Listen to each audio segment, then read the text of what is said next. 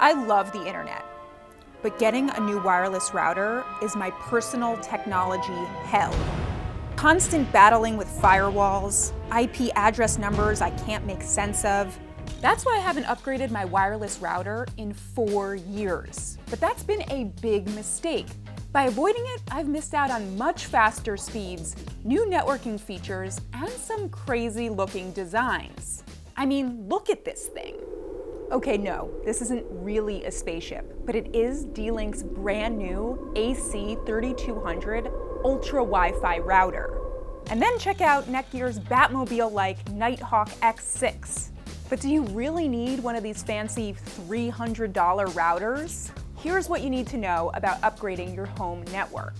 If you remember anything from this video, it should be this. Get an 802.11 AC router.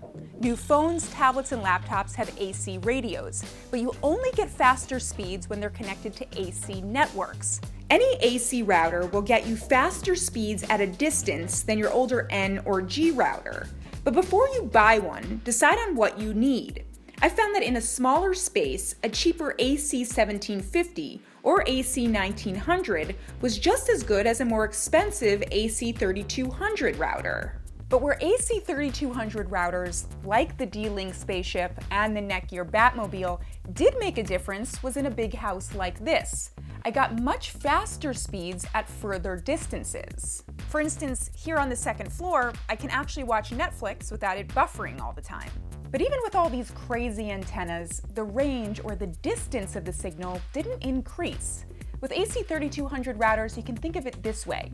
The signal highway gets wider, not necessarily longer. I still struggle to get a Wi-Fi signal here in my mom's office, which is about 75 feet away from the router. Mom, are you excited about the wireless extender you're gonna get for Mother's Day? But those faster speeds aren't any good if you can't set the darn thing up. And that's number 2. Get a router that's easy to set up and manage. Take that TP-Link. It's a great deal, but its setup tool looks like it was designed in the early 90s. Netgear and Linksys, on the other hand, were the easiest to set up and manage on a Windows PC, while Apple was dead simple on my Mac and iPhone. Each lets you easily set up security, parental controls, and guest access. And when you're setting up, try and find a good home in your home for your router, not in some basement or storage room. Another reason to get a new router is improved security. Now, most of these routers have the same sort of protection, but the rest is on you. Please make sure you change the default network name and password, and make sure that password is something strong. Just as important, upgrade your router's firmware so you have the latest security updates. Ultimately, I decided to buy the $180 Netgear Nighthawk AC 1900. Doesn't look like that Batmobile one, but it's more than enough for my small apartment and my wireless needs. But if you have a larger house and don't mind having a small spaceship inside it, then the $310 D-Link Spaceship is worth it.